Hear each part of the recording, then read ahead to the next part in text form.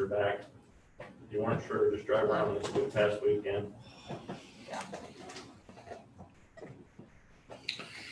Yep, got a little more traffic in town. Just about felt. I thought we weren't gonna open K-State if we didn't close down the county.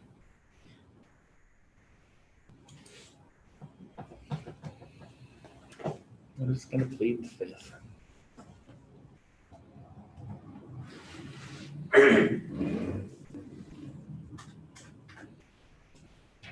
No, the reality is we've got to open at some point in time, so. We do. Gotta figure out how to keep it moving. Yeah. Time for the meeting. Allegiance. I pledge allegiance to the flag of the United States of America and to the republic for which it stands, one nation, under God, indivisible, with liberty and justice for all. Okay, being the first Monday again, tradition for this year. Last time I was chairman. I'd like to see if we could get some guidance from somebody that can help us all. So if y'all take a little attitude of prayer, I'll go on with it. Great creator of the universe and creator of all of us, we beseech thee to help and guide this commission to do the things that are best for this county, for the state, for the country, and protect each of us from harm, and bless each of the commissioners so they'll make the best decisions. Amen. Okay. All right. Public comment. Julie? All right, good morning. Morning. Just have a quick update. So we are now up to 450 confirmed positives. We've only had one come in over the weekend, which is good news. Out of those, 107 are considered active cases. We have had 338 recover. We did have an additional death last week, putting us at 5 deaths in the county. We currently have 3 COVID positive patients in the hospital at this time. One of those is in ICU. There are 2 PUIs or persons under investigation at the hospital at this time. We have 142 tests pending. We've had a total of 4,487 negative tests in the county so far. At this time, about 6.8% of our population has been tested, including our pending tests. Our goal is that, of course, as testing becomes more available, we're able to increase that number and test more people. The good news is overall, we are definitely seeing a downward trend of our percent positives. 4 weeks ago, we were at 12.16% positive. Next week, we dropped down to 8.69%. 2 weeks ago, we were at 8.47%. And last week, it was at 8.42%. So we're slowly coming down, but that's the overall picture is we're on that downward trend. Our overall positive rate is 9.33%. Our screening line is still available weekdays, 8 a.m. till 5 p.m. I checked with the nurses last week. They were getting about 25 calls a day. Anyone with general questions or concerns, we're still directing them to our Gmail account, rileycountycovid19@gmail.com. Kansa United Way is still our mask hub, so anyone who wants to donate to them can, or anyone who needs masks can go pick one up there for free. They're available between the hours of noon and 3 on Tuesdays and Thursdays. As far as communication to the public, I'm still doing K-Man interviews every Monday, Wednesday, and Friday at 7 a.m. We still do a Facebook Live at 4:15 on Wednesdays. And we're still doing a press release every day with our numbers and any other highlighted information for the day. As far as communication internally, the command staff is still meeting 3 times a week. EOC regional briefings Mondays at 3. We have a meeting with K-State Athletics today at 1 o'clock to discuss what the season will look like. We also had a few meetings last week with the local K-12 schools, looking at a few different plans for reopening and criteria for those plans. We actually have that criteria available as well as flow charts now available to all the schools.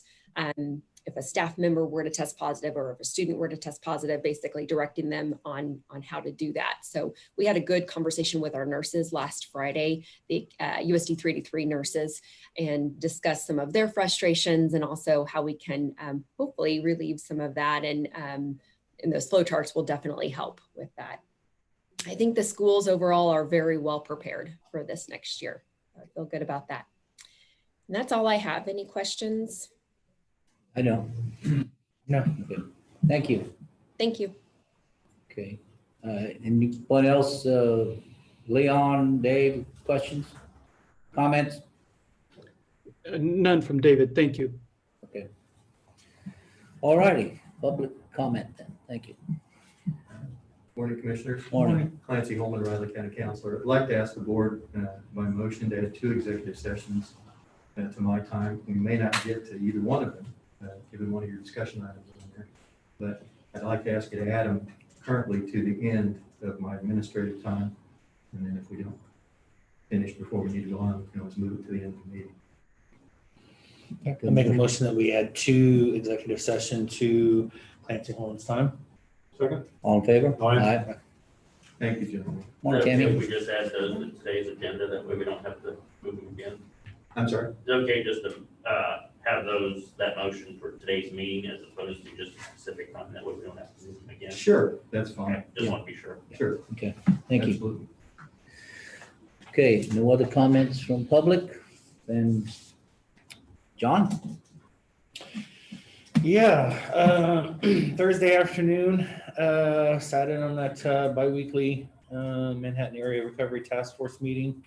They discussed the Manhattan Safe Open Plan, discussed some of the plans for the USD 383 opening, and we had some discussions about where we're at in the Spark funds process, which will be updated again this morning, I'm sure. So it's a fast-moving process, but overall, and it went well as it typically has. Also, Thursday afternoon, I did meet with both members from the Aggieville Business District and down here in the downtown business district on the current local order.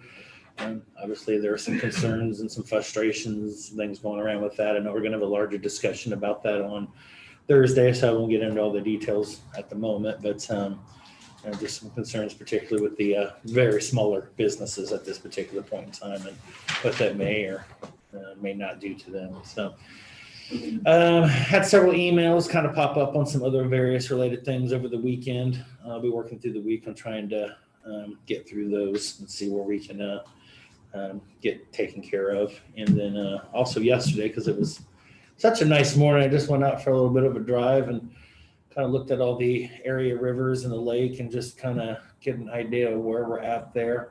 They're up quite considerably, but I don't know if we're in a danger or concern zone, and it looks like the forecast kind of has it clear of rain for a while, so I think we're going to be okay. But I was kind of surprised to kind of up there a little bit. So the rain's good this time of the year, obviously, and so and the cool temperatures I'm going to enjoy here for the next few days, at least until it probably gets hot again too. So that's about all I got.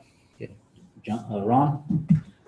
Like I say, starting after Thursday, Friday and Saturday, answer a number of phone calls, basically complaints on businesses and involving order number 16.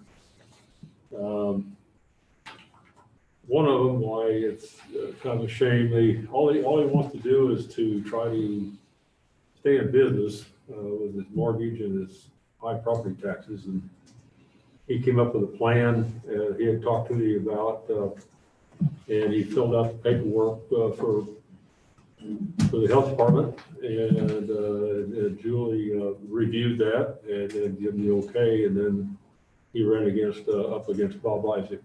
So I'm going to visit with Bob later today, hopefully, but I don't know what the situation is. I'm assuming it'd be something that's not normally planned or anything, but I was kind of disappointed that Bob didn't set something up for a day, or at least we're going to need to make some concessions. This is in a pandemic. I know we have, if you give one person permission, you have to do it for another. That's not true, and this is a unique situation. It's not going to happen, hopefully, every year, and I would rather keep our businesses able to pay property tax than to worry about selling the property in 3 or 4 years, because it's a no-win for anybody. It's a no-win for the county. We'd be out the tax money from 3 or 4 years. So I'm going to visit about that. I didn't have time to get a hold of Bob or anything, try to have you come down today to visit, but we're going to need to do what we can to help people because that's all across the nation. Different cities and counties are doing everything possible to help businesses. And I appreciate Julie taking the time to make sure everything was safe and met for the between 50 and 2,000. It'll be about 900 people, but so anyway, I'm really disappointed that the county couldn't come through and then help out in the situation. But that pretty well took up the weekend on answering all the calls and emails. Yeah, I got that same call from that same gentleman there. And, one of the things that we have to consider moving forward is, when we lose that commerce and we lose those property taxes, we lose the ability to fund some of these frontline things, including health. And I've sat in on several teleconferences throughout counties throughout the country, let's put it that way. And there's places around the United States that are struggling with that right now as we speak, and I don't want to see that happen here. So there are a lot of things to consider. So I agree with both of you on that. Well, since last meeting I attended, I got Vicky home and started out real slow with her, and she slowly gained because, as I know, hospitals have dietitians, they don't have cooks. And the food didn't taste good. So got her home now. She's eating better. And my oldest daughter showed up. And so have a lot of help now between my granddaughter and the oldest daughter. And they get along real well. It's progressing, and she's not using a walker. She's using the cane, and she's got some small steps she goes up and down on, and she's navigating that good. And things are improving on her. She still doesn't use the big stairs yet. I don't anticipate that for another few weeks, but I think I can maybe attend the meetings now. Yeah, it's much easier for her to reach out, touch you with a cane than a walker, so in case she needs some attention. Walker would cause more pain, though. No, I think I'm glad you're doing well. Yeah, I am too. Very, very glad. It's getting Sure, along. give her our best. Yeah. And I, like them, have had many calls, emails, text information about concern over the county, rural area. They're appreciative of not having shut down the rural area. And just in line with all of that people are appreciative up north, that we did not shut down the rural area, because they don't need it. They're pretty smart people. So that's about what happened. So next is business. Great business. Yep. First item, don't need a motion to approve the low bid, including alternate number one for Schultz Construction, Inc., in the amount of $415,500.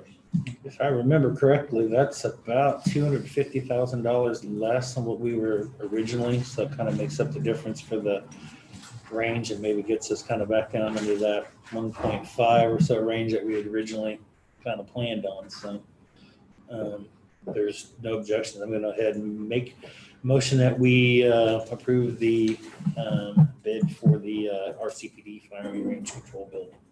Second. All in favor? Aye. Thank you, gentlemen. Next item we have are the shared leave donation forms. Need a motion on those, gentlemen? Move to approve. I'll second. All in favor? Aye. There's three, gentlemen.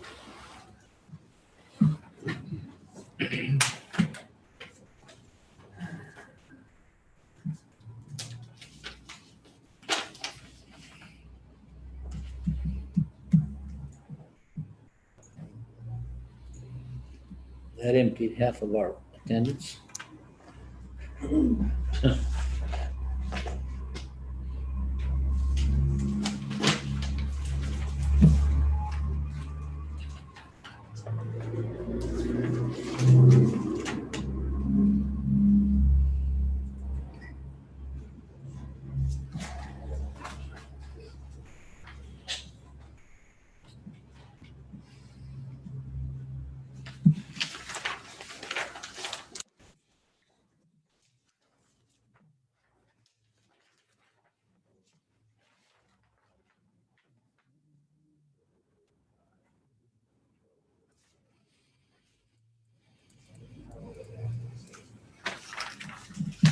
Okay.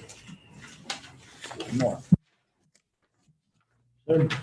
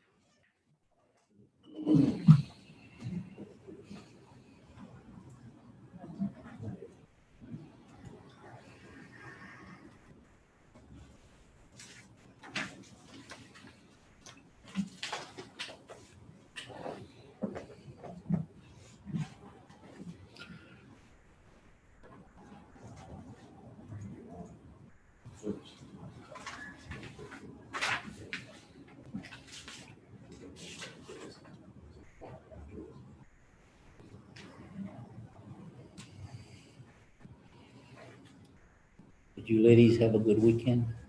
It was a beautiful weekend. Yep. Gentlemen, I have one addition to the business meeting. It is a green sheet, Riley County Personnel Action Form for a new hire, full-time, Elizabeth Ward, as the new Human Resource Manager in Clerk's office. She will be getting, you'll note the change on there, the 13th. She's gonna try and come in a couple of days while Cindy's here before she starts, regular full-time to get some cross-training for a couple of days, so. Then she'll go back to her other job and start officially, hopefully, the 24th. But that's the reason for the 13th. She's gonna try and come in Thursday and Friday. Maybe Wednesday, maybe Monday of next week.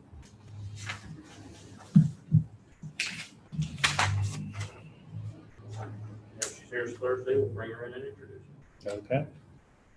Was the 13th, right? Should that be this Thursday?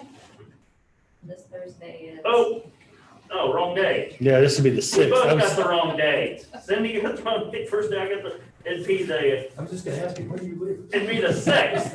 Okay. If you can change that for me, John, it'd be the 6th. Yeah, In full disclosure. thought about it over the. Which one of the 4 dates that are already on here do you want me to cross out? The one that's crossed out. I even changed it wrong. So you want to put the 6th on there? Between the election, the other 2 positions we're trying to hire, and COVID-19, it's just a lot going on. And it keeps the calendar straight. Is that this week or? Jeepers. Should have dawned on me when I said the 13th, and here last day is the 11th. Yeah, Kind of hard to cross train in those circumstances then, huh? Yeah, that it is. Ready for the minutes from the board is. All righty. Last meeting. Page 1.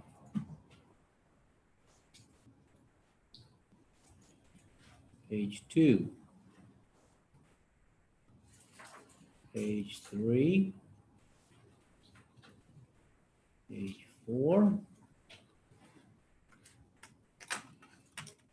Page 5.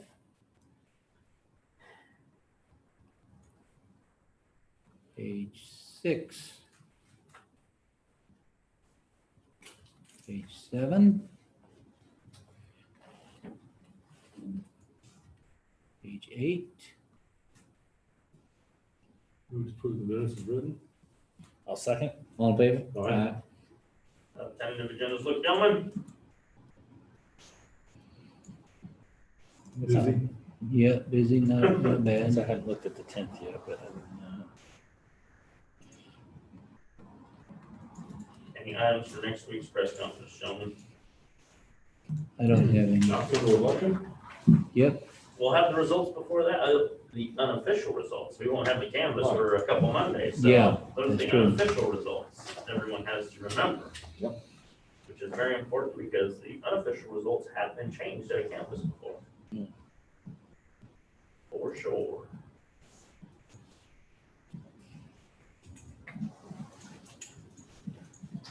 So 9 o'clock, Clancy?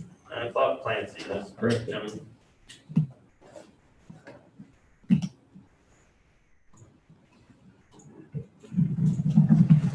Means I get coffee.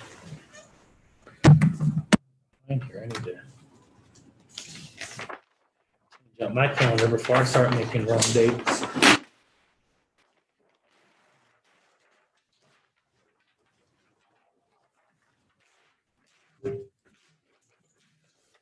It was August. Agreed. Time is starting to roll by. It'll be Christmas before we know it.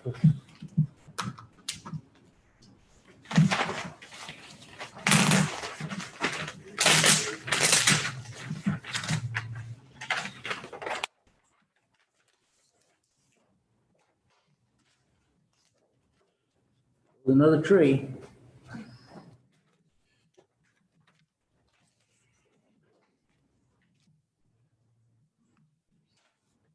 Tomorrow we'll find out whether or not we retire.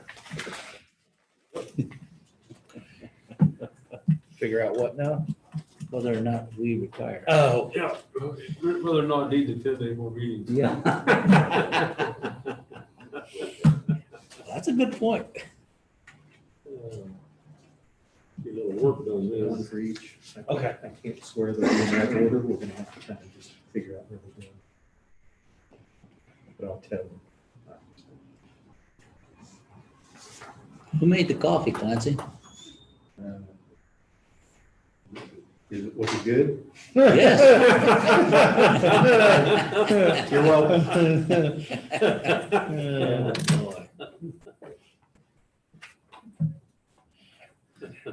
Hey Clancy, since we just added those executive session to the agenda, we might be able to take advantage of this time. And Ordinarily we could, but IT is down to 2 people. oh, So that's, I they're told working for them- me. Technicalities. Ah, here comes the IT guru. That wasn't very nice, Cindy. That's the look on his face. we're at the point now where we can't really begin before 9. And I'm assuming you probably want to do the discussion on the sales tax at 9 o'clock. True, Yep. true. Go from there and see where. Yep, that's fine. Just thought since we're gonna be limited on time, but we'll kind of come to the end of the agenda, so.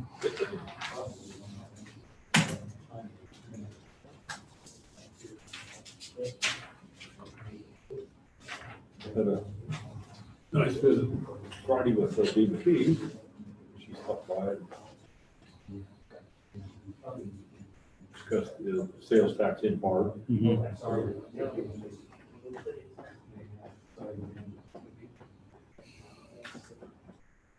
It would raise the city would raise this big business thing right next to Buck County would raise those taxes.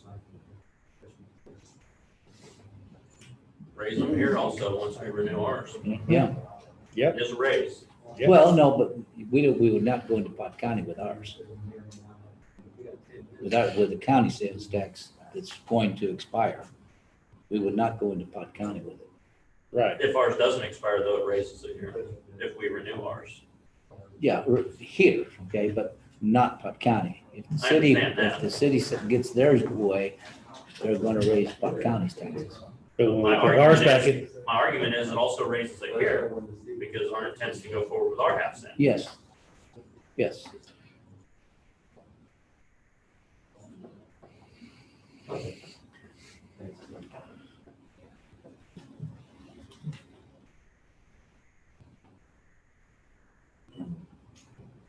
But wasn't the city gonna wait until 22 to have those taxes start? Till the end of 23. yeah, it started 20, yeah. it started Until the start of 23, not until the end of 22. Yeah. Which is mid-year, correct, or no? Which is No, it's at it's 31st, no. beginning of the year, Okay. That was one thing I did. where they would probably tell the state to have it coincide with possibly the ending of ours, if ours would end, but ours may not.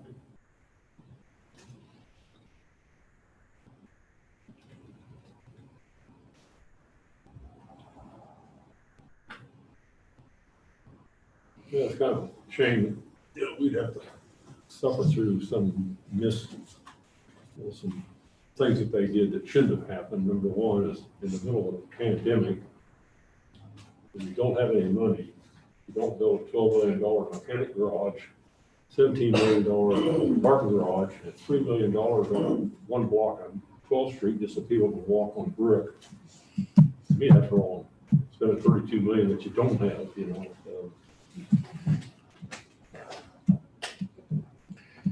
Aggieville's on some shaky ground right now too, on top of that. So, Yeah. and not just bars. Oh, yeah, for sure. Want to make But that, that's just it, Yeah. all that impacts all that traffic down there, you Yeah. know, and Yeah. the restaurants. And there's several small, that's what that thing's, a lot of those are kind of that combination, almost 50-50 bar restaurant. And the bar traffic impacts the restaurant Mhm. traffic. Yep. And there's some other small shops and some other things there too, and those may be impacted before the other ones are. That's very possible. That's the best free advertising those other small businesses have, is that traffic going to the other areas. Yeah.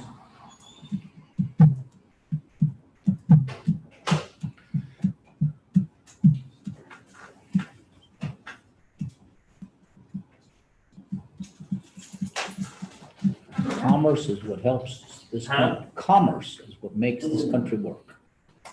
You take it away, then it's cripples the country. John, do you know on that parking garage, is it retail on top? It's all parking garage. It's all parking except for down below that little L that's supposed to be in there. But what are they putting on top then, on the one out there on Bluemont? They're putting apartments up there too. They definitely have braces. Oh, that's a hotel. That's a hotel. Okay, that's a That's the hotel. parking garage is going over there next to Rally House. Yeah, Yeah, okay. you might be wrong. And I mean, I guess you could say that's But the retail. other one off of 12th Street. Yeah, that's all, back there, that was that's all precast. Parking. Yeah, that's precast for the parking, and then they still gotta come back in and frame in the hotel section. When they ever decide to start. Well, there's always complications in those processes. We deal with that all the time ourselves, so. So that structure across from the new apartments is actually a hotel. Yeah, that's gonna be, I thought yeah. that was a parking garage. Yeah, 'cause you can The see parking they're garage is going building- over across the way there, kind of in that parking lot between Burger King and Rally House right there. So right by Starbucks is a hotel. Yeah, The bottom 'cause- looks like good. parking. I know, but you've got the top, there's started wood construction up I there. can see that. Yeah, there is a That's parking garage contained within it Mhm. for internal So internal all use. of it looks like parking except that except the top. top. Yeah. Yeah, Yeah, it does. That'll be interesting to see what it looks like I when they're done know, then. I keep driving by. My point is, you got the Bluemont right across the street and then another hotel right across the street from that. I guess under normal and good circumstances, maybe that works, but we'll see.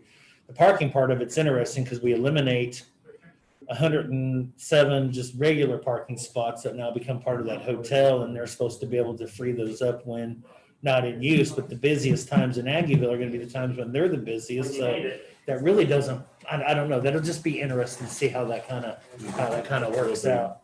At the time, it helps sell the project. Right. And it's not busy, the hotel's probably not gonna be busy, so the parking may or may not be open at that point, so I don't know. I did too, except for the top. Well, those larger buildings, this is an opportunity to put a skywalk across Bluemont now, and get that traffic foot traffic off across Bluemont. Yeah, that's an idea. Try to remember if that was, That was discussed at one point. yeah, I thought it was. Oh, I yeah, thought I remember a that. number of times, but it's, who would pay for it, so, you know.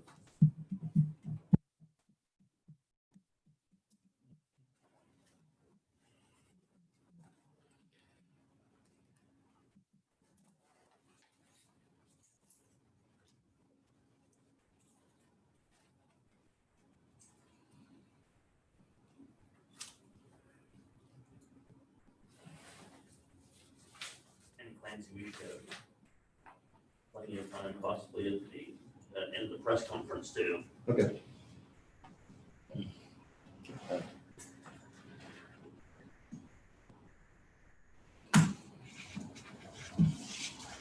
How long do we need on both of them? 10 minutes probably? 10 on one, 15 on the other. Okay, 15 on It's each. 9 o'clock, sir. Well, 10, well. Okay.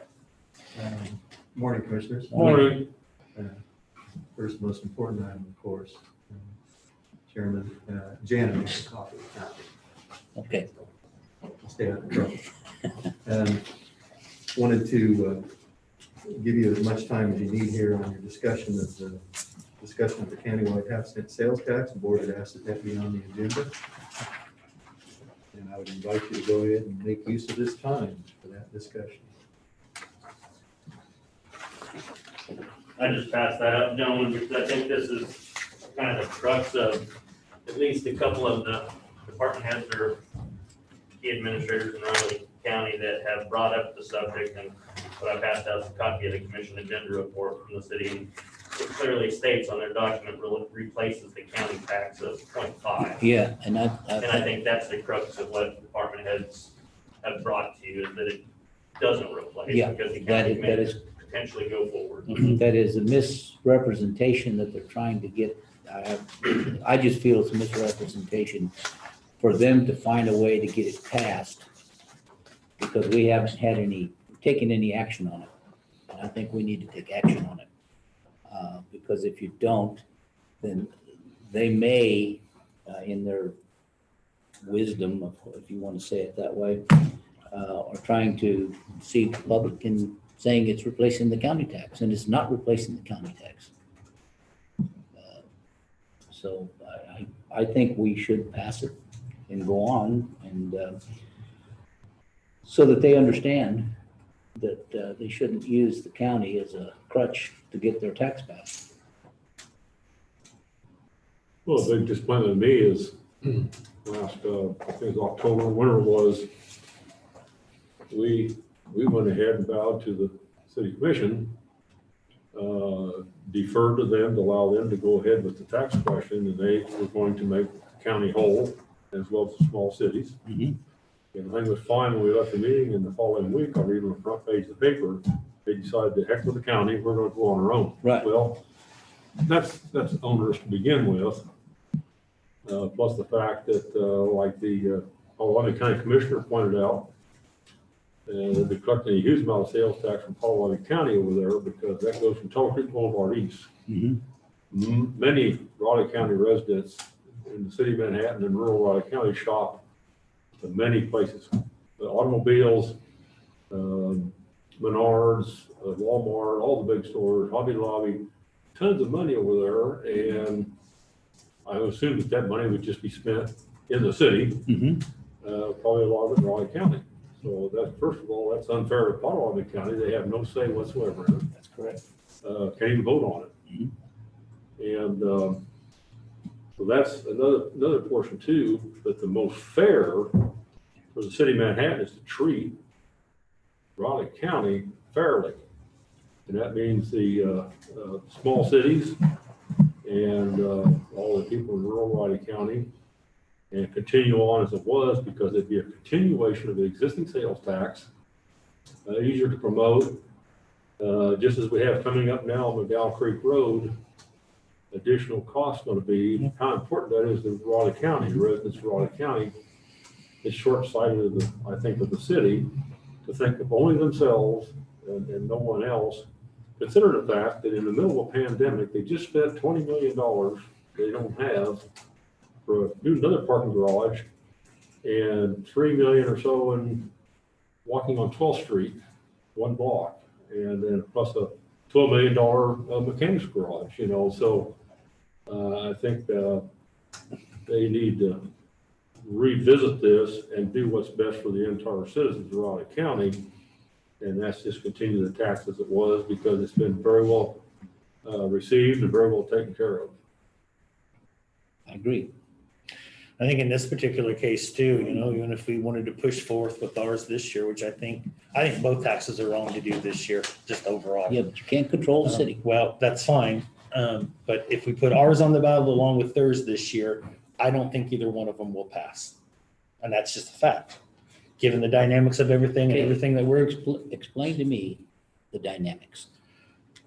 We're How many- responsible for a lot of the economic downturn, whether it's good, whether it's bad, whether it's indifferent, whatever the scenario is. And a lot of the people I talk to aren't looking at that right now. They're looking at, can I save my business? Can I save my job? Am I going to have any economic prosperity or vitality for myself throughout the rest of this uncertainty? Whether or not we get our tax bases for whatever it is that we want right now isn't a priority to anybody. It's not. Well, But that doesn't take place until 22. But you're putting it on there this year for that. It doesn't matter. It really doesn't matter. Okay, I will tell you that the city is going to use this to go ahead and do theirs, and they're gonna put it on the agenda, Yeah. okay? And it may not pass by itself either. I understand. And they're fully that. aware of that I as well. understand that. But, While I support the tax, and I think it's very, very good for Riley County, I think the timing just for this year just couldn't be any worse, given the yeah, you dynamics. might be right, but like I say, I don't know who you visit with, but if it's businesses. Yeah. They need to understand that if it doesn't, then their property taxes are going to increase. I know. And I think they would rather have it on the sales tax and let the customers pay personally, but but there again, I mean, we made the decision not to go with it this year, and that's fine. I just hope that the voters are smart enough to be able to weigh the pros and cons of the entire tax. My personal opinion, once again, is still the tax has been extremely successful over almost 20 years, as written, and it's just a continuation. So myself, I'd be opposed to a new tax. Ours is not a new tax. Right.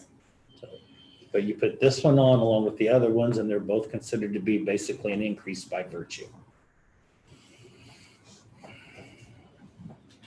I don't think so. Ours definitely says a continuation of. They're saying that theirs is gonna be a continuation of the county tax, and it's not true. It's a flat out misrepresentation. And if we don't get it on, let's say both of them don't pass, well, that's okay. But You're if not we going to don't- pass it again. You're not going to put it on it the following year and Okay, pass it okay, after well, the fact. Hold on. But if theirs doesn't pass either, then we're all neutral. But if theirs passes, we're sunk. I'd rather not be sunk. But if you put them both on there and they both don't pass, we're still sunk. So we're still at the same point. Yeah, but at least we may be beached, but we're not sunk. But if theirs passes, we're sunk.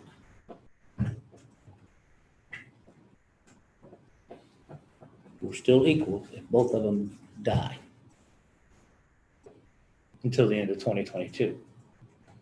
Then we can try it again the following year and get it. Okay? This one helps all of the small cities. You don't have to And- keep preaching to me about that. I'm fully aware. I've had this dialogue over in Ogden. They like having that extra split. I mean, to be personal with you, the one thing I do have a problem with this particular part of the tax right now is if this one does pass for the city of Manhattan, we're giving 2/3 of ours back to the city of Manhattan anyway, even though it's segregated at this point in time. And that kind of bugs me at this point in time. If Manhattan wants to go separate, that's perfectly fine. That's well within their rationale. But then we need to figure out what's going to be best in the best interest of Riley County. And maybe we also in this conversation need to revisit all the tools and all the things that are available to us legally and statutorily to make sure that, we are going to be able to have that right. Because I think that's going to be troublesome to me. That's going to be the one part of the current tax that'll be troublesome to me after that Yeah, fact. I look at it, the roads that we take care of benefit both the people in the city because they travel through the county to go different places. And the agricultural side of Riley County, the rural area, uses the roads to take their products to market. And then if we don't get it, it's going to raise taxes and we're going to be more careful of how we spend the money for the roads. And so it's going to raise taxes more than it should. Yeah. And The that's sad part of this particular scenario is no matter how we approach it, engage it at this point in time, either sales tax is going to be raised or property tax is going to be raised. And that's always the battle we seem to be Yeah. fighting. Well, I know, but we're not raising taxes if we pass ours. Yes, we would be raising our side of the tax if we pass that on top of the city of Manhattan, Yeah, but I'm correct? saying, well. Or would it if- stay the if- same, would it stay the same at 8.9.5%? ours would stay the same, so the county sales tax rate would stay the same. Stay the Ours same. would Okay. increase. That's what I'm trying to say, okay? And so, it benefits everybody in the county because they have to go, farmers come into Manhattan, the people in Manhattan that live in Manhattan visit other towns. And it keeps the roads nice, with good roads. And if we let that go, we're either gonna have to raise property tax or something to fix the roads, and that would be disastrous. So we budget $3 million for sales tax between the general fund and the half-cent sales tax. So that's gonna be equivalent to close to 5 mils Mhm. that we would have to adjust the property taxes. I was wondering about And that the too. only thing on your sales tax that would help is that anybody coming inside to Manhattan would help fund that rather than just Riley County. Right. And I don't have any problems with that.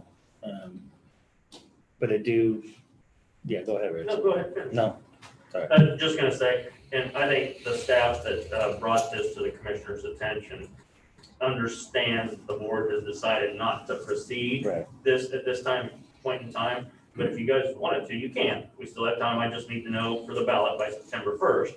But the intent is for the county commissioners to issue a public statement saying they intend to pursue an extension of the current sales tax in the future. And the city's proposed tax will not replace the current Riley County sales Right. tax. It That is was the in fact a whole new intent, tax, was yeah. as I presented the city commission agenda report. Yeah. A misrepresentation. I think that's what they want the public to be educated about. I would go along with that one, that we intend to renew it. Yeah, we intend to put the sales tax question renewal on the ballot at some point. You know, and, because case in point is this McDowell Creek, problem that's cropped up. West Marla is going to be very expensive. Oh, yeah. And, Yeah. I don't think taxpayers can afford that on their property tax. That's And right. so we don't know whether unforeseen road conditions may crop up. And we don't know whether unforeseen bridge failures or accelerated decay is going to come up. So once again, my hope in a perfect world, the city would, it'd be short time wise, but the city would come, city, county in August and say, we would like to go ahead and continue the existing and work together and get it on the ballot by September 1st.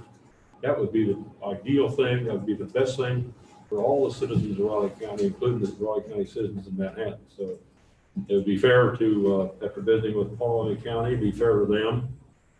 And so in a perfect world, that's what would occur right now.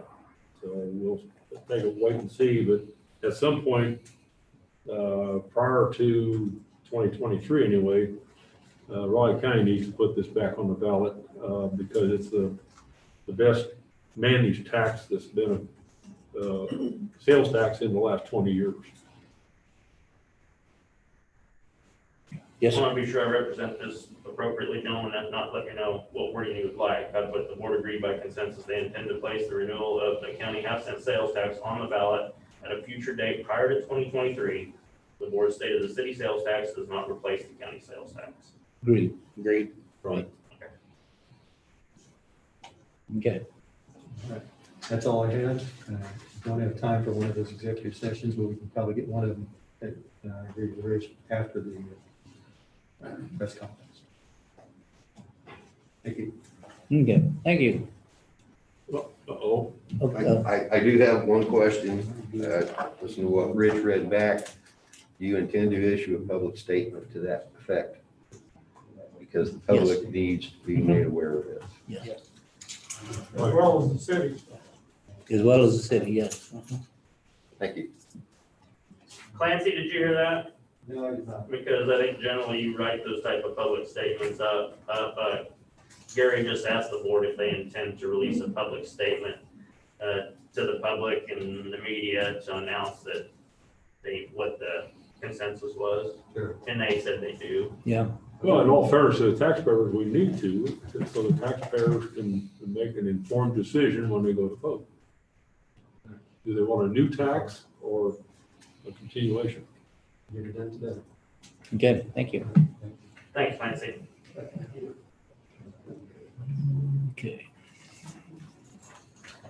So I guess next Tammy shows up, Yeah. shows up at the podium. It's right there.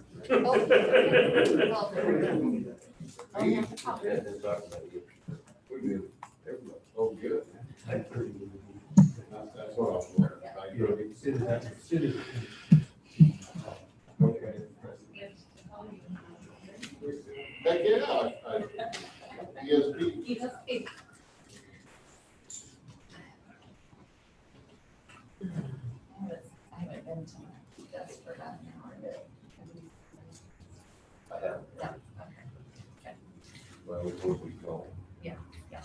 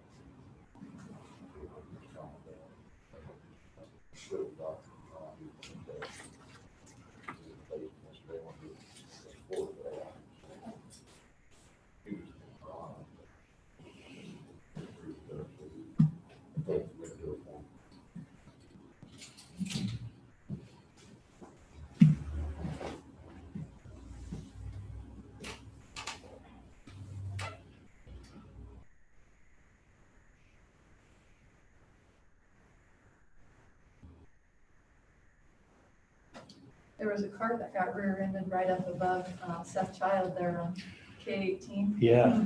Saturday, and they looked young, and I saw several moving U-Hauls and stuff this weekend, and I thought, well, you can always tell when some new people come in. We were just talking about that earlier, yeah. Had the traffic backed up clear back to the Davis, and I have that. Yeah, it's already tough over there as it is already. Yep, this time of year where you see mattresses tied down to things that shouldn't be tied down to. I followed a truck like that this weekend, and it was driving really slow. It's better than seeing a picture of the mattress with a couple of color suits laying on top of it. Hold it down. Yeah. Normally you can see some couch cushions along K-18. Yeah. Oh, yeah. Interstate, I bet there's all kinds of couch parts and cabinet parts and mattresses. Was it you guys I was telling, or I was down on the east side of Morrow or Laramie or one of those two streets over there, and somebody had their bed set up right on the curb where you normally park your car. And I'm not talking about just the mattress and all the frame, I mean, the actual bed's laying there like they just woke up and went about their business. I'm just like, huh, it's interesting. Are they waiting to move in? Or they just moved out and waiting to move into the next All the place? kids Or- are back, you'll see a lot of interesting Oh, things. yeah. that one was one I hadn't seen before. So Well, and at the mall, I actually saw a lot of younger people with no masks, so they must not have known about the right. Oh, really? it's gonna It's gonna, yeah, it's gonna be an issue. gonna happen. It's gonna be a real issue. So they're probably looking at us going, what are you doing? But something they'll have to learn, I imagine. Particularly those that are probably coming from Western Kansas or. Or even out of state. Yeah, From that out too. of state. There was an 18-year-old on WIBW this morning said he was more interested in civil rights than it was getting sick. Yeah, I So saw there's a lot that. of those. I saw that. There's a lot of them. That's way up there. And there was that 22-year-old that was in the hospital for 4 weeks. Yeah, So maybe you need to rethink about it. they flew a 20-year-old up 2 weeks ago out of here. Yeah, I heard. Okay, Tammy. Good morning, Commissioners. Good morning. Tammy Robinson, Budget and Planning, or I'm in the committee mode, Budget and Finance Officer. I am here with a brief update on the CARES funding and where we're at. So the Budget and Planning Committee did meet on Friday, and we also watched the KAC webinar. Primarily what's going on with that webinar right now are they're addressing questions. There's just tons of questions and they hardly can keep up with the questions. I also have received many calls from private businesses and even the private schools are starting to reach out and ask about funding as well. So what we're doing with the Budget and Planning Committee is we're working through the assessments. We're considering our options for the funding. And just to let you know, there's much more being requested than we have in funding. So it's not going to just be a clear-cut process. We are trying to make this the best option for the county on what we choose in this funding method. We're not trying to leave anyone out. However, it may seem like we end up leaving someone out with the recommendations we bring to you because it just won't be possible to fund everyone, everything that they want or need. So the thing to keep in mind is there will be additional funding coming in rounds 2 and 3 from the state that the county won't have to work with. Potentially the second one for sure. The third one, they don't have all of those details worked out, so we'll just have to wait and see. But hopefully that second round will help some of the shortfalls that we're unable to fund with these dollars. Are there any questions? Have none. It was roughly 16.1 million in total assessed number, and we got to get it down to 14.9. Is that right? Well, that's what it was as of like last Thursday when we talked to you. However, since then, we've had more things come in, even from our county people and other entities sending me things to adjust their numbers. So it's even higher than it was. And that's not even considering any outside. This is only the municipalities and our CPDs included in there. So we have sent questions to our consultant for clarification on eligibility and considerations along those lines. What would be justifiable and, you know, in the best interest of the county to fund. But yeah, we're unable to make this kind of a decision, and so it seems like a slow process, but it's a long and tedious process for the Budget and Planning Committee because it's really difficult to try to meet everyone's needs. So. Okay, thank you. Thanks, Tammy. Goes back to what I always say, 2020 keeps Yeah, on giving. there's multiple examples of that. Thank you, Leon. Good to see you there, Yeah. Leon. Pardon? Good to see you today. Oh, you'll see me again. Well, it wasn't that good. Like I said, 2020, the gift that keeps on giving. Yeah. Oh, I guess you We can can hear. pick on you now, you're not gonna be here that Guess much you can hear longer. Maybe shorter than you think. Ooh, I just gave my notice that the 28th or sooner. right, you did say sooner, yeah, that's true.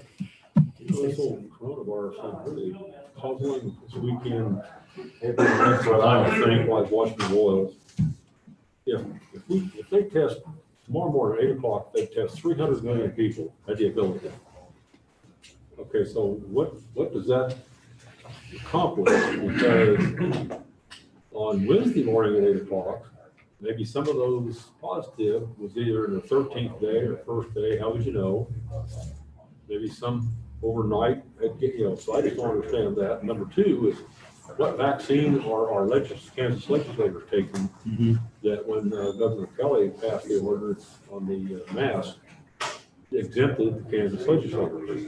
So why doesn't the coronavirus affect them? It's, There's all it's, kinds of ponderings. yeah. I mean, it's just, I'm in no opposition to testing, it's fine. My question is the test person, in the length of time it takes for the test to come back, they could either gain, lost. right. Mhm. I don't understand all the ramifications of it. Sorry. I don't want to tie up any health people trying to explain it, but I wouldn't understand it anyway, probably. Yeah. Right after.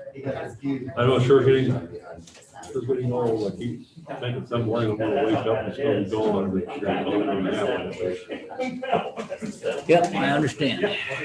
No, this is gonna be on the horizon for a while. And then we'll have to deal with the recovery impacts after that for quite some time after that. You know, if I get It'll be a tired challenge. than that, if I miss it, I'm okay with it. Hey, room on the press conference, like, about the fire or not? Oh, yeah, absolutely. Let me go and grab my press release. Yep. Mhm. I'm gonna add. Well, press Perez is fun to watch. Okay, I'd put him before me, and I'll just go last, Marvin. all When they right. played him on first base, old Salvi was. Did you see that diving play made with? Do you see the kickball double out? Went off the pitcher's foot, so it never hit the ground, and it was caught by the guy and then flung over to second base for the most unconventional double play you'll ever see. I thought that was pretty cool. That was about the highlight of the weekend. Oh, yeah, yeah. The Royals just, they're This not morning on good. Facebook, somebody posted that 7 of the cardboard cutouts have been tested positive.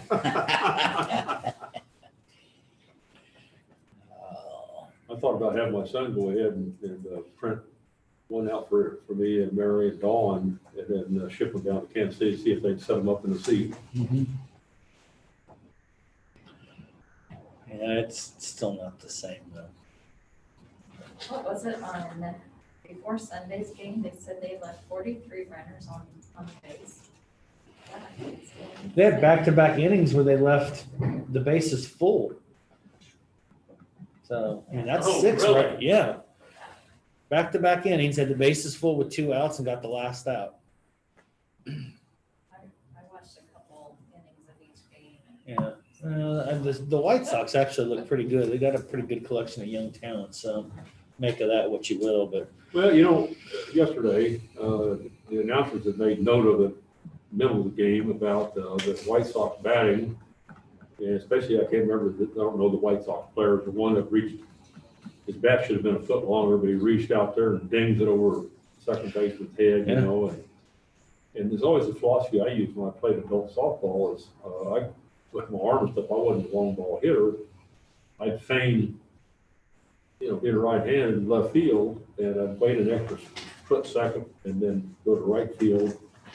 So it would drop for one base, for a hit. Yeah.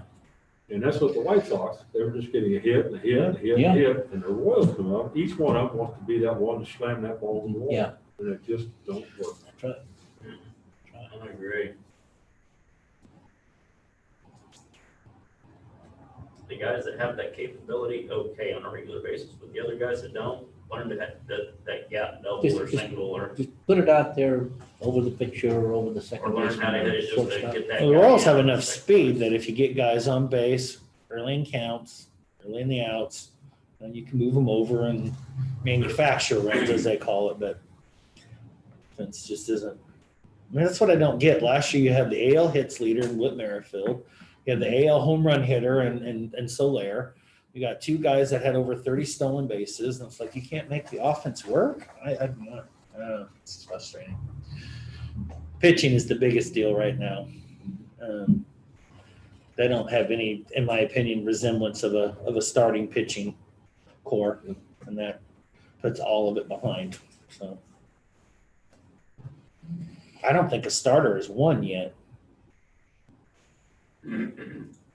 Don't know. I don't think any one of the starters has actually won a game yet, 10 games in.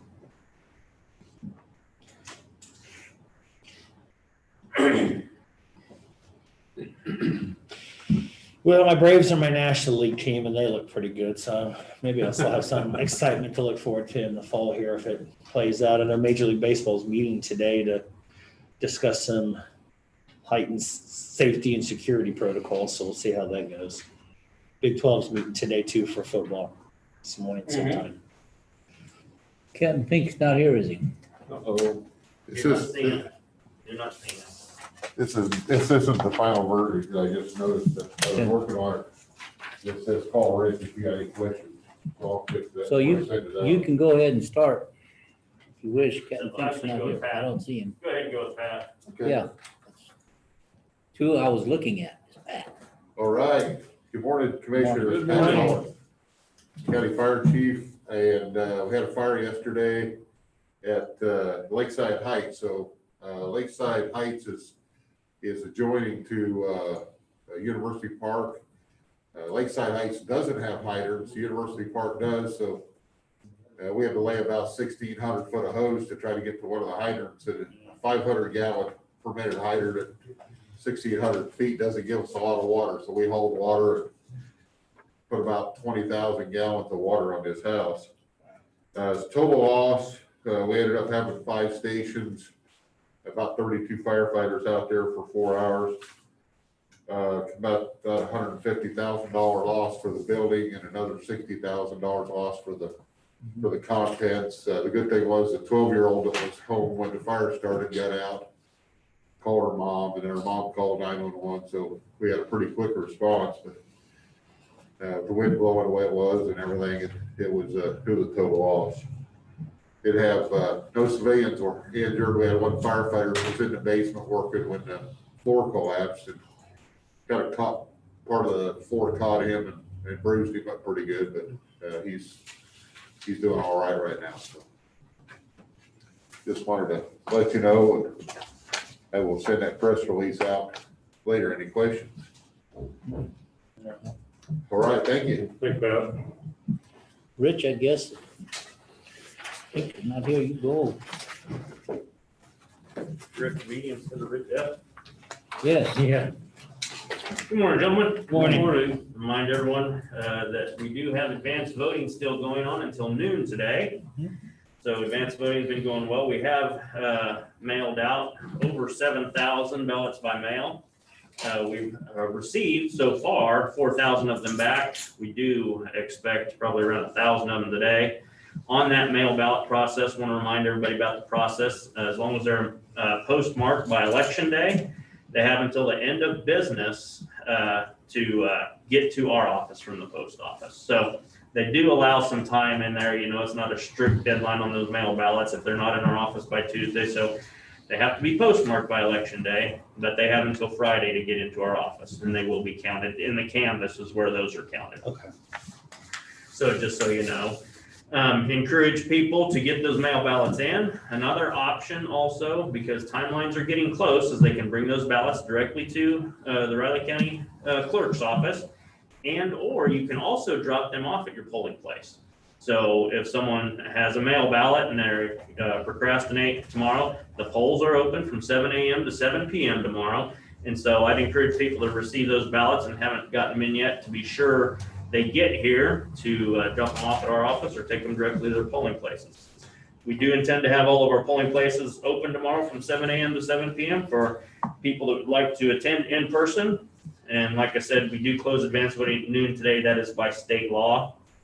Have gotten a few calls. There's all kinds of national media out there about different things about mail ballots. And someone called and said they heard or watched or read something, I don't know, that the mail ballots aren't going to be counted. That's absolutely incorrect. All mail ballots received, as long as they're a legal voter and follow all the appropriate guidelines, all the appropriate procedures, will be counted. Now, there's also been a little confusion on our ballots. There's an initial box on there, and some people have put their initials in there. If they put their initials in there, it's not invalidated. I think what people have to remember is, as Riley County clerks and election officials, we're in the business to count ballots, not to not count ballots. And so we go to great lengths to make sure each and every ballot gets to be counted in the process. And we don't look for easy reasons to eliminate a ballot. We look for easy and or hard reasons for a ballot to be included in the process. That's what we want. Also, encourage people with mail ballots. They say, well, how do I know that you received my mail ballot? You can actually go out there on the Riley County website, and it's a link through Voter View, which is a link through the Secretary of State's office. You can put in your personal information, your name and your date of birth, and it'll bring up whether we have received it or not, or if it's in the mail. And so I encourage people to go out there. If they have any concerns too, and they go out there and see we haven't received it yet, give us a call, and we can track it, when it went to the post office, when it went to their house, and if it's on its way to us. And so I encourage people to use those. Mask at polling places. We are, of course, in the city of Manhattan, it's required by the city ordinance to wear a mask. All the rural polling places, we do encourage the use of masks. In the rural areas, our polling places, most of them are very small. It's very hard for social distance, and just because of the activity with a poll worker taking a voter to an election machine, social distancing is difficult. We do ask that people wear a mask. We cannot require it. There are some legal things to allow people to vote. Legal requirement is not to wear a mask. And so we understand that, and our poll workers are trained that way. So anyone has any questions, give the Riley County Clerk's Office a call at 785-537-6300. We've also, just a note, on advanced voting, it went very well. We had over about 720 people participate in person so far, and we'll still have some today, I'm sure. Good news is tomorrow is not going to be rainy. It's not going to be cold. Not going to be hot. It's going to be a beautiful day to get out. So hopefully that'll also encourage people to get out and participate in the process with having beautiful weather. Any questions? I don't. No, thank you. Okay, thank Thank you, you. Rich. This is time. Clancy, how much time you need? 15 minutes. We got it, if you're willing to do it. Which one are we doing? Personnel. Yep. Okay, I move that the county commissioners, including Chairman Rodriguez, Commissioner Ford, and Commissioner Wells, along with Clancy Holman, Riley County Counselor, Rich Fargo, Riley County Clerk, Cindy Volante, Human Resource Manager / Deputy Clerk, and Pat Collins, Emergency Management Director, recess into executive session pursuant to the non-elected personnel matters, which is an exception to the Kansas Open Meetings Act, to discuss applicant interviews for the position of Emergency Management Director, discuss compensation, and possibly make a conditional offer of employment, and to protect the privacy of the applicants. The open meeting to resume in the County Commission chamber at 9:55 a.m. Second. All in favor? Aye.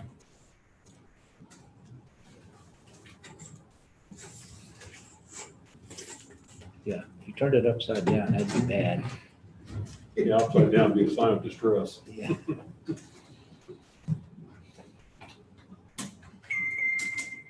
Why distress?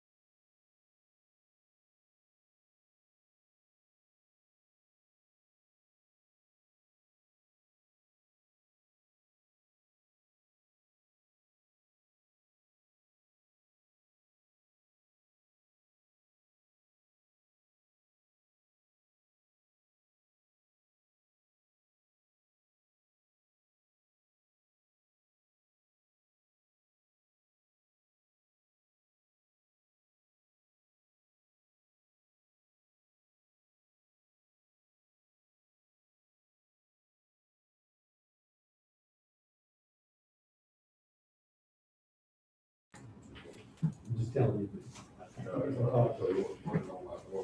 live. Okay, I move the Board of County Commissioners come out of executive session. Second? All in favor? Aye. I also move that the record reflect action shall be taken consistent with the consensus reached in executive session. Second? All in favor? Aye. That is that. One more to go. At the end here, it looks like. Mr. Leon. It's your turn, sir.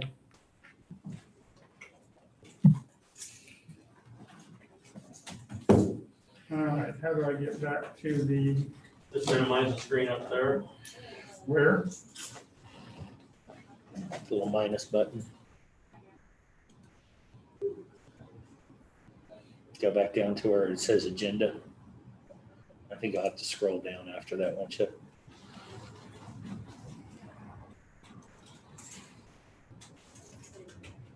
There you go.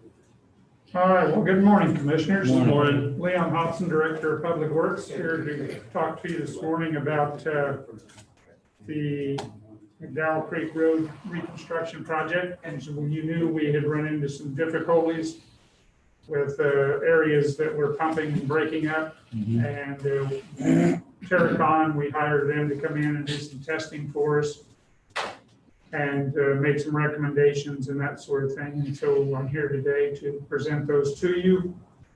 And their summary basically showed that the outer 2 feet of the roadway displayed some reduced strengths. And of course, then there were some other random placed areas that had reduced strengths as well. And so their solution was to come in and try to do something in that outer 2 feet.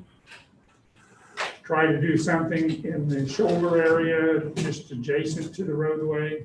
And then, of course, those areas that were random to go in and fix those as well. And so that's, we got together with both Coughlin and Schilling.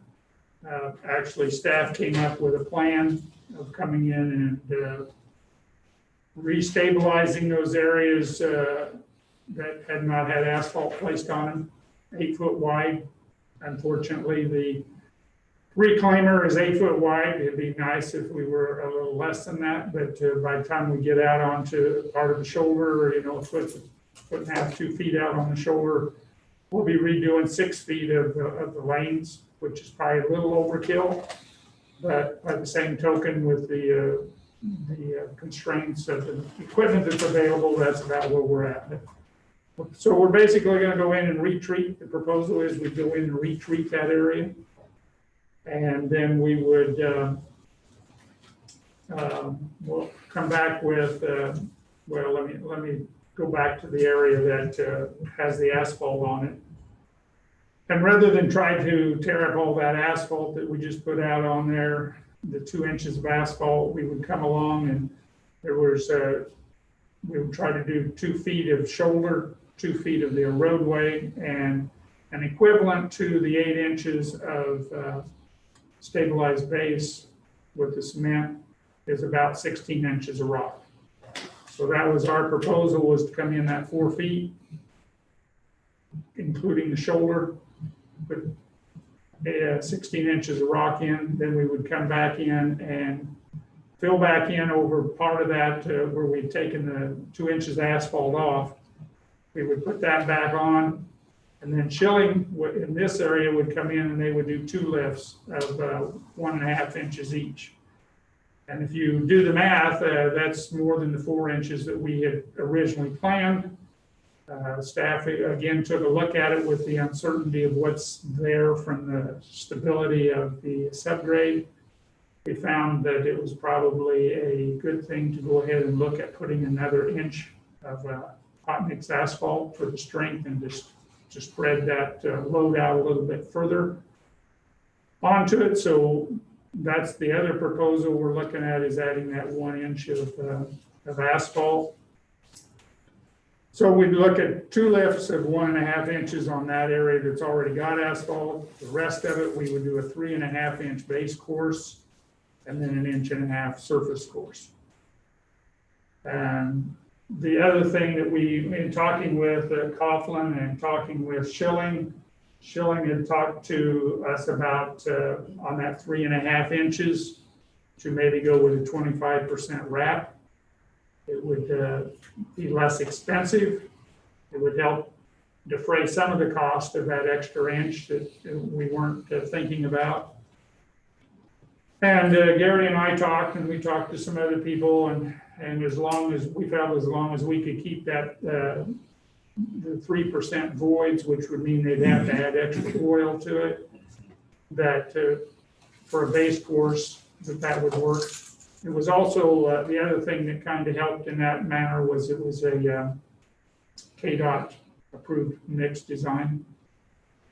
So based on those things, Gary and I have decided that we would go with the 25% wrap, which would mean the lower price. I think that I had in here at the time, we had a 130 to 168, somewhere it'd be on the lower end of that. I don't know. We haven't received the bid exactly, so I don't know exactly what that would be. But another thing that we looked at was, rerouting the trucks for the south end of the project to come in from the south end rather than going across the project to get there. To do so would increase the cost of those tonnages to about $2 a ton. We talked about several different ways to lay the asphalt once we get to that point, once everything's been cured out and we can get traffic. Well, even the curing is going to be somewhat of a challenge because people now are using that road just like they normally would. And so we're going to have to get a 7-day cure before we let any traffic on it. And so we're going to try to cone that off, and that means people are going to be driving, basically on 12 to 16 feet of roadway. Mm-hmm. And so it is a road closed through traffic only. People are going to have to just be very cautious about that. The other aspect of the whole thing is what Coughlin has agreed to do versus what we have agreed to do as our proposal, I should say. We've agreed to the proposal. Was that Coughlin would do all the manipulation and all the restabilization of the 4.5 lane miles. That 8 foot both sides with the exclusion of the 1.5 miles that's already been done. And it didn't make sense since any of the shoulder work was not in the original scope. So those are costs that we should have incurred anyway because it's outside the original scope. And so it made sense since we were digging out the shoulder to just go ahead and dig out the 2 feet into the roadway as well. And there was no provision in this bid document or in our bid specs for patching, so to speak.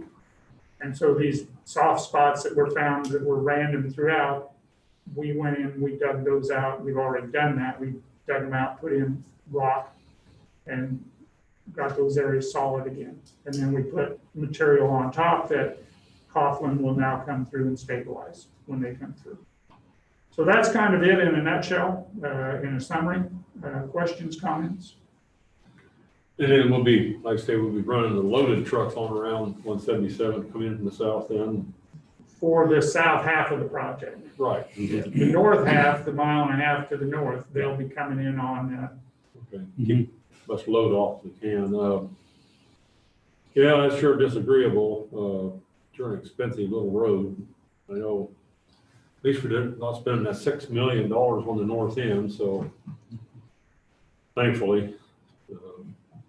Well, and it just goes to show you when you can do as much testing up front as you want, and you can't ever find all the parameters necessarily that are out there. I mean, I think there's a lot of these areas surprised all of us that, we were not anticipating.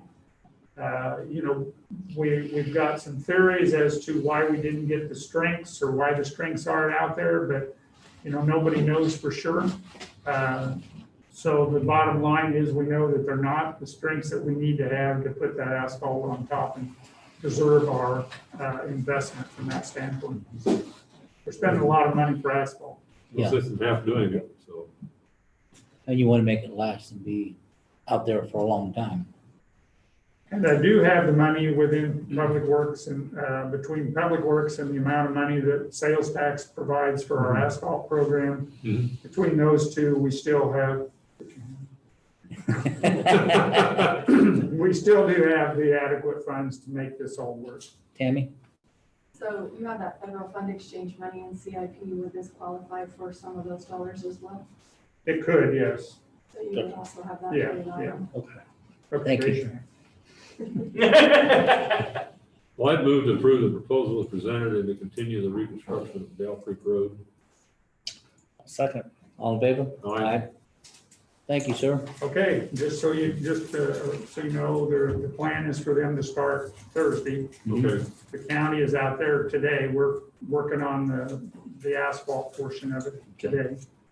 And we've already done the patchwork, so to speak, so.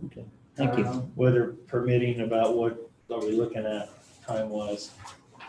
Well, I don't know if they got they're gonna start on the side where we've already done a mile and a half. So they're gonna try to finish that mile and a half out in a couple days. Then we have to let it set for 7 days to cure it. And then they'll come back and they'll do the other side. And I don't know, it may take 3 or 4 days. I really don't know how fast they're gonna be able to go and get the good mixture and all that. So if it takes them another 4 days, then we have to let it cure for 7 days before we can even start thinking about putting asphalt on. And then you're talking 4 days probably for the asphalt. Somewhere in there. Another So 4 days. basically the rest of August. It's gonna push it, yes. So. Okay, Thank you. thank you. Hi, Lauren. Hi, Right. how you doing? We're doing fine. We're hanging in there. Yeah. That's good. Is that really you behind that mask?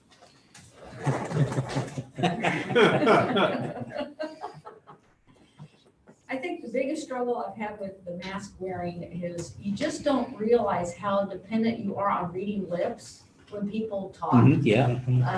until you can't see them. I've been doing a lot of, lately, so, yeah.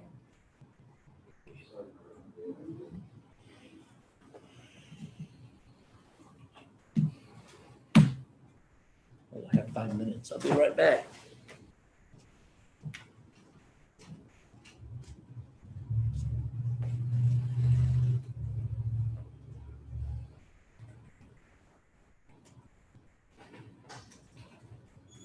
I want to apologize too for missing the meeting last week.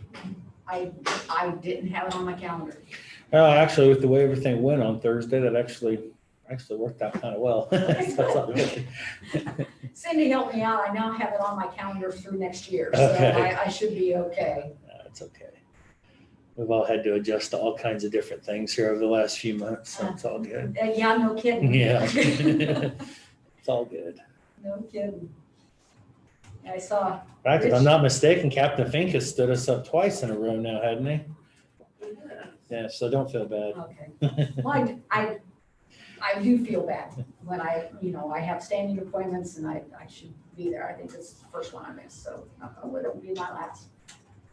Got to see Rich though last week because one of our clients had filled out a mail-in ballot and forgot to complete it. And so his office gave us a call so I could bring the client in and get that done. So that's really great.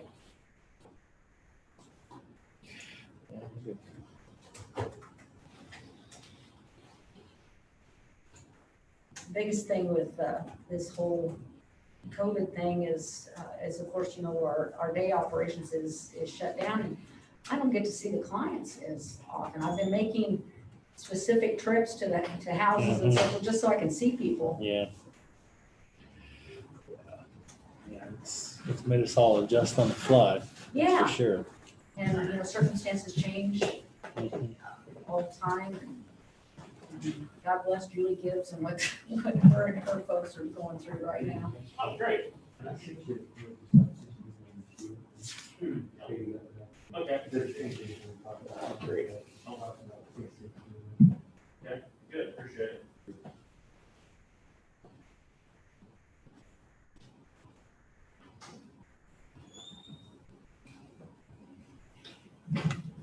Have a good weekend, did you? I did, I Good. did. Did a little bit of work, but I did some work at my house. I Mm-hmm. were in the middle of remodeling our family room and one of the half baths, and I spent the weekend sanding and painting. Mm. Painting, I don't mind. I don't like sanding. Yeah. Well, at least you're used to masks now, so maybe that made it a This is little true. easier. You know, it's funny, we started on it at the beginning of July and we had some structural issues in our family room. We had a beam that for one reason or another, we had some things shift around because we went through a drought, then we went through a lot of water and of course things have moved. And we really needed to do something about that, but that required us to tear down the ceiling, including all the insulation Yeah. that goes up there. So yeah, I had on my goggles and my N95 mask to keep from inhaling insulation. Yeah. And what a mess that was. Yeah. Oh, yeah.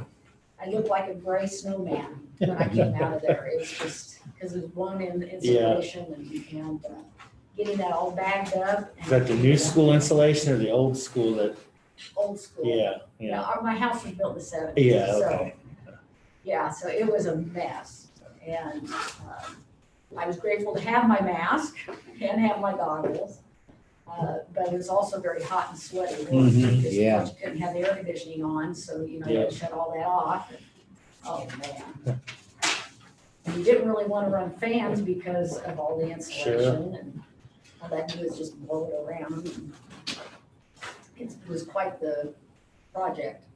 So, but we're almost done now. We got the new sheet lock up and painted. And the only thing we got left on the family room is the trim.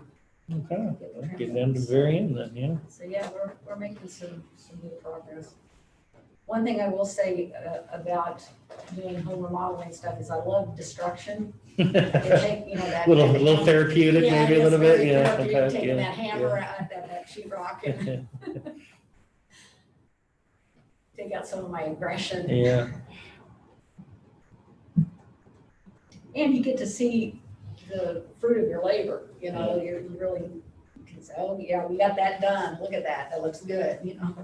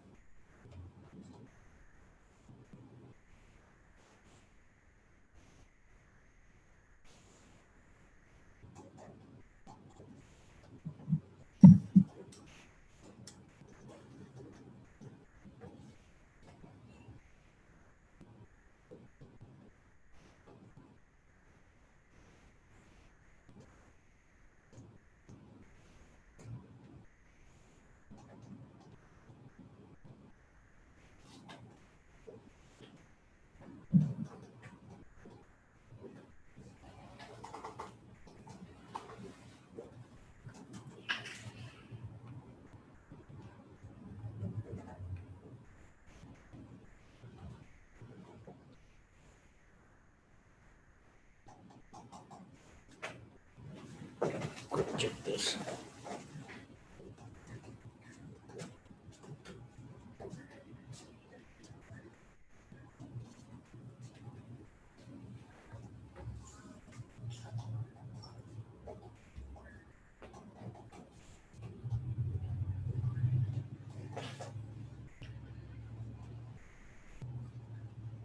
made it back to the gym yet? No, No, okay, I'm walking outside. okay. Gym is just a little bit too much risk. Okay. For me, I've got to be very careful, especially, Mm-hmm. it's of course for protecting our clients. Sure, If I'm gonna be sure. around them, I'm gonna make I was sure gonna, that- that was gonna be my follow-up question there, Yeah. yeah.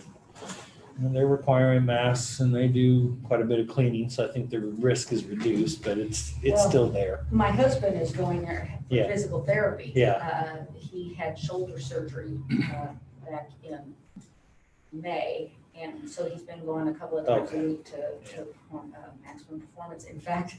he It's got- time, Lori. Okay, awesome. In fact, he got his right shoulder done, and he's scheduled to get his left shoulder here in a couple of weeks. Ooh, Yeah, he needed both of the rotator cuff stuff done, so. he's a happy guy. Well, good morning. Good morning. Yeah, thank you for having me back for my kind of my quarterly thing that I come and do. First of all, before I start talking about what's going on at Big Lakes, I wanted to thank you for the 2021 appropriation budget. We really appreciate that. I appreciate not being cut. That's nice. As I told you before, COVID has changed our operations, but it really hasn't changed our expenses. In fact, our expenses are really going up. So being able to stay the same with the county is very important with us. And of course, the funding that you all provide is absolutely essential for us to provide our services. So again, thank you. Just to give you an update from the last time I was here, which was budget time, we were, I believe, in the process of looking at our recovery plan at that time back in May. And implementing it, and we did implement it starting at the end of May, and we got through two of the three stages that we had until July 7th, and that's when I had to return everything back to our stage 3 of our pandemic plan, which is self-quarantine. We had gotten to phase B of the recovery plan, and then all the positive cases started occurring. We started seeing that spike. And so I decided to shut down our day and employment services. And that's where we are right now. We are caring for just a little over 100 individuals, 24/7 in our group homes and also in their apartments and so forth. I've been putting a lot of updates out on Facebook, which is kind of a good way to keep people informed and keep current. The last one I did was last week. And the reason for that was because I had a projected date to start on a recovery plan of today, and that wasn't happening. And so, unfortunately, our recovery plan has no projected dates at this point in time. I'm very hesitant to reopen our day and employment services until we see consistently the numbers stay down. And what, of course, concerns me as well as I'm sure concerns many people is school starting. And with university students coming back, school starting, I want to feel confident that we're keeping things under control before I bring our folks back, because they are so vulnerable to this virus. 40% of the people we serve are in that high-risk category. And unfortunately, what we have been seeing from the numbers that happened with the spike in New York is people with IBD are extremely vulnerable to this, and they had many deaths because of that. And so I will be extremely cautious going forward. I'm very happy to say, knock on wood, that we've had no clients get the virus. We've had a couple of staff get the virus. But I think that the precautions that we are taking, that we have had taken since March, which is we required masks, we require hand washing, we require disinfecting, we require the 6-foot distancing whenever possible. I think that is serving us well. And we continue to hope, and I think a lot of it's luck as well, but you also make your own luck. So if we can keep our staff in line and also help our clients to observe all of those precautionary measures, I think we will be okay. Yeah. Another reason why I didn't want to start up our return plan is I don't want to yo-yo back and forth. I want to feel very confident that when I bring them back, they're back. Because that can be very confusing, especially for the people we serve. And believe me, I have a lot of anxious people that want to come back. Sure. And I have to explain, it is truly for their best interest. For their health and safety, for staff's health and safety, that we be very cautious. So given that, of course, we are incurring, of course, lost revenue because of day services shutting down. And we had about 10 of our individuals that are in a residential program that went home with their families, so we're also losing that income as well. As I estimate, our lost income, if this goes through the end of the year, we'll probably lose about $600,000 in revenue, just projected. The good news there is that with some of the federal programs that have come down, the PPP program, that helped us a great deal. We qualified for that. We also, I applied for, with Health and Human Services, the Provider Relief Fund grant, which was 2% of our Medicaid revenue, and we just got that last week, which is good. Unfortunately, the state cut our 5% increase, which I anticipated they were going to do July 1st. However, with the CARES Act, the state got additional money, and I know the counties are involved with that as well. I don't know specifically what you all are doing, but with the CARES Act fund, the Spark task force has named a 5% increase for us for at least 3 or 4 months as a priority. So we're hoping that at least we'll get it restored for a few months to help us offset our increased costs and lost revenue. Our increased costs, of course, are coming through on overtime.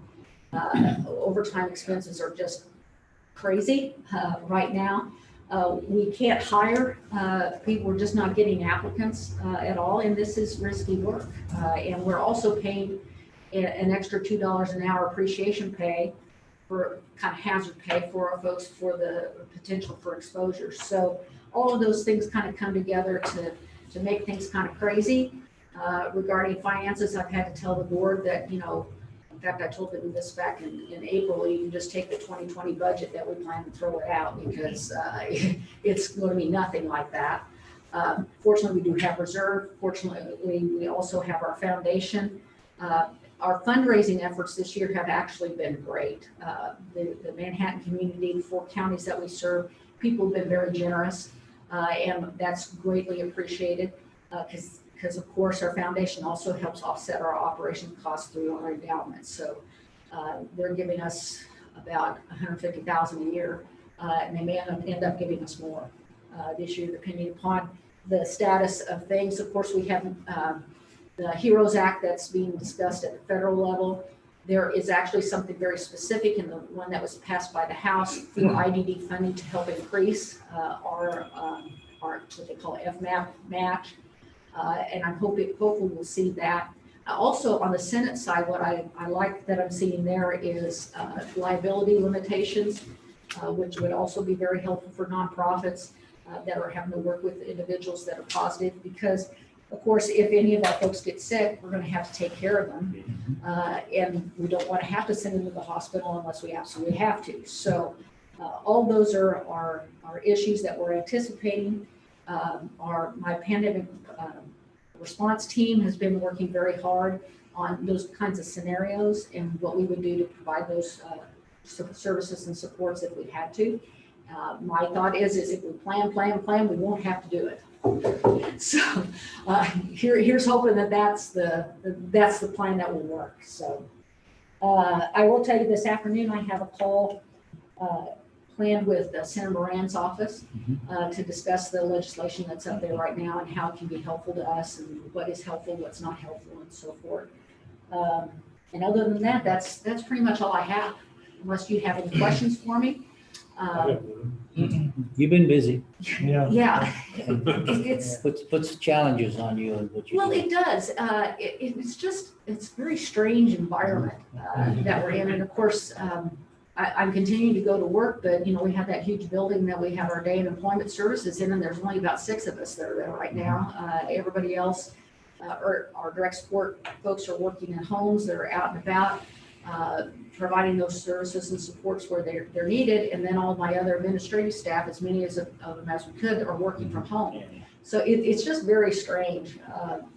I walk in my office down the hall and it's dark because we don't even turn on the lights because nobody's around. It's just an odd atmosphere right now, and I'm sure a lot of businesses and social service supports and so forth are all experiencing the same thing that we are.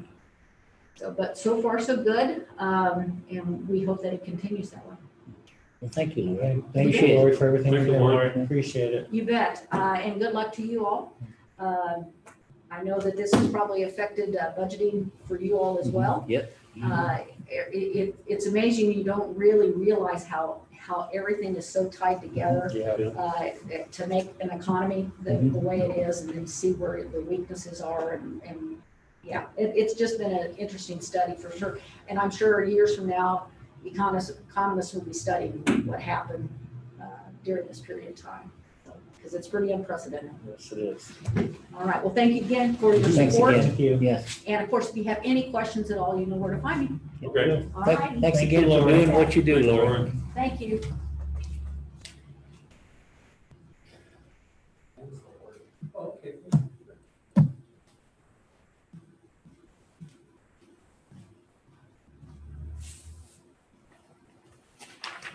We need 10 minutes on this one? 15? Okay.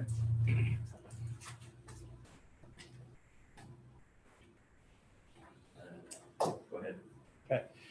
I'm going to go ahead and move that the county commission, including Chairman Rodriguez, Commissioner Ford, and Commissioner Wells, recess into executive session on pending litigation for the purposes of consultation with Clancy Holman, Riley County Counselor, attorney for the commission, which should be deemed privileged in the attorney-client relationship, an exception to the Kansas Open Meetings Act. The open meeting to resume in the county commission chamber at 10, my brain just stopped. 10:45. All in favor? Aye.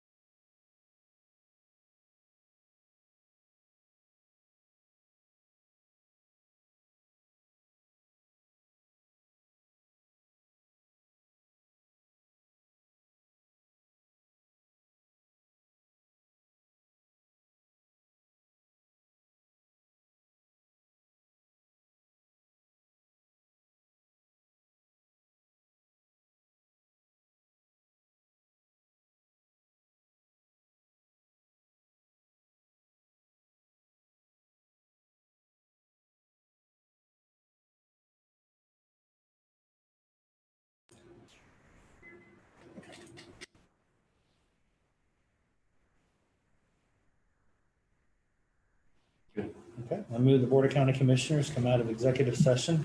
Second. All in favor? Aye. Aye. Also move that the record reflect no binding action was taken during the executive session. Second. All in favor? Aye. And if there's nothing else, I'll go ahead and make a further motion that we adjourn. Second. All in favor? Aye. Okay, thank you, gentlemen. Mhm.